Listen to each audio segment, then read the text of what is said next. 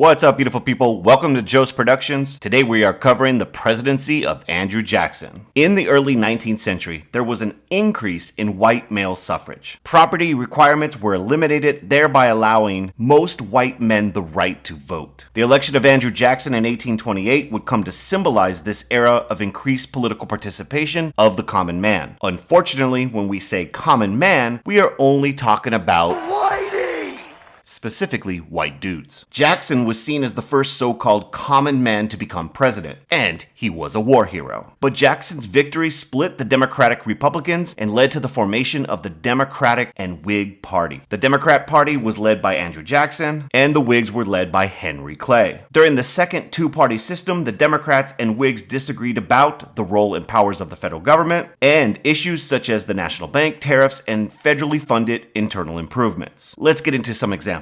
The Tariff of 1828 sought to raise the tariff. The Tariff of 1828 made foreign goods more expensive, which would lead more people to buy goods manufactured in the United States. This would benefit northern manufacturers. Southern states opposed the increased tariff, and since the tariff made imports more expensive, this hurt consumers in the U.S. who were not involved in manufacturing. Not to mention, the tariff led to the possibility that European countries would respond with their own tariff on Southern cotton. In 1832, Congress passed another tariff that further increased sectional tensions. Southerners referred to the Tariff of 1828 as the Tariff of Abominations. In their mind, the tariff did nothing but favor the northern manufacturers. In 1828, Vice President John C. Calhoun secretly wrote the South Carolina Exposition and Protest, which outlined the idea of nullification. Nullification was the idea that a state could ignore an act or law of the federal government that they felt was unjust or unconstitutional. The result of the Tariff of 1828 was the declaration of the right of nullification. The Nullification Crisis of 1832 was brought about over the issue of protective tariffs. In 1832, the state of South Carolina declared they would not enforce the tariff in the state of South Carolina. In addition, Calhoun argued that secession from the Union was possible if state rights were being violated. Now, to be clear, Andrew Jackson did not support nullification. Jackson did not feel a state had the right to nullify a federal law, even a tariff, which Jackson was not a supporter of. Jackson threatened to use federal force to enforce federal law, and Jackson urged Congress to pass the Force Bill in 1833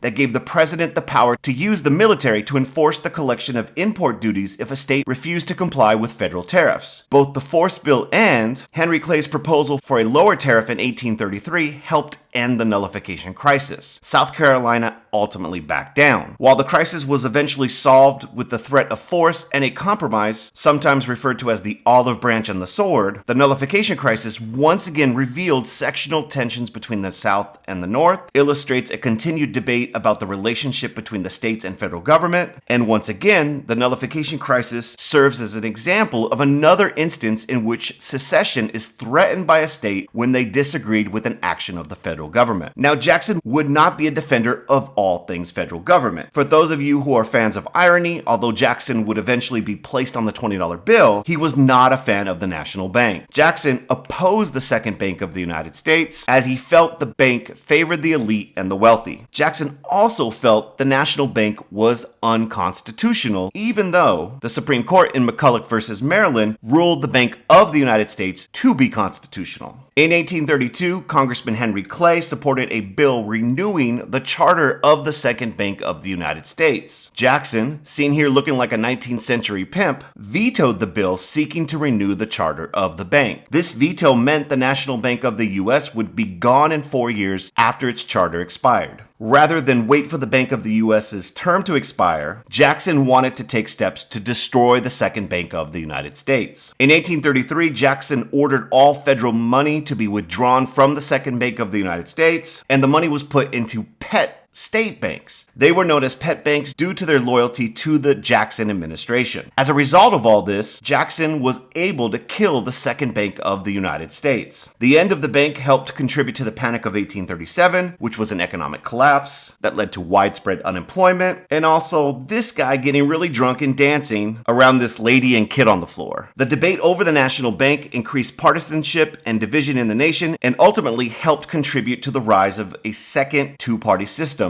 the Whigs and the Democrats. The Whigs were the folks opposed to Jackson. They felt Jackson was acting like a king with this repeated use of the veto, attack on the bank, and other uses of executive power. The Whigs argued that Jackson treated the presidency as a monarchy. The Whigs tended to favor a strong central government and generally supported Henry Clay's American system. On the other hand, Jackson did have a lot of support during this age of the common man. The Democrats under Jackson argued for a small national government and generally opposed the government's involvement in economic affairs and social issues. Jackson's attack on the bank, his use of the spoil system, which brought new people into the government, and even his use of the veto were seen by his supporters as proof that he was a defender and fought for the rights of the common man. But during his presidency, opposition to Jackson led to the formation of the Whig Party and the return of the two-party system. Without a doubt, the most controversial part of Jackson's presidency will be his treatment of American Indian people. Throughout the early part of the 19th century, many American settlers supported efforts to expand the territory of the United States. The primary motive of this expansion was the desire to find new land to cultivate. As Americans moved west into the southeast, into places like Georgia, there were established American Indian tribes who claimed sovereignty over this land. These tribes were known as the Five Civilized Tribes, and they claimed the land in the American Southeast that many Southerners hoped to acquire for cotton production. Things heat up when gold is discovered in northern Georgia in 1828, and it was used as justification for the state of Georgia to attempt to take the land from the Cherokee people. The Cherokee Nation sued the state of Georgia to retain the rights to their land. And in the Supreme Court case of Worcester versus Georgia, the Supreme Court ruled that the Cherokee Nation was sovereign. What this meant was that Georgia had no right to enforce state laws in Cherokee territory. The land was theirs. However, Jackson refused to enforce the Supreme Court decision of Worcester versus Georgia and completely ignored the ruling. Just before the Supreme Court case in 1830, Congress passed and Jackson signed into law the Indian Removal Act of 1830, which forced all American Indian tribes in this region to relocate west of the Mississippi River. The various tribes in the area will attempt different forms of resistance. The Seminole Indians will fight a series of wars against the U.S. military, and as we've seen, the Cherokee will attempt to use the American legal system to protect their right to the land. While the Supreme Court did affirm American Indian rights to the land, ultimately under Andrew Jackson, the federal government will forcibly remove and relocate American Indian populations in the 1830s. During the Trail of Tears in 1838, the U.S. Army forced the Cherokee people west, and this forced march of thousands of miles led to the loss of many Cherokee lives. That's going to do it for Andrew Jackson. Check out the links in the description for videos on these topics. And until next time, thank you so much for watching. Have a beautiful day.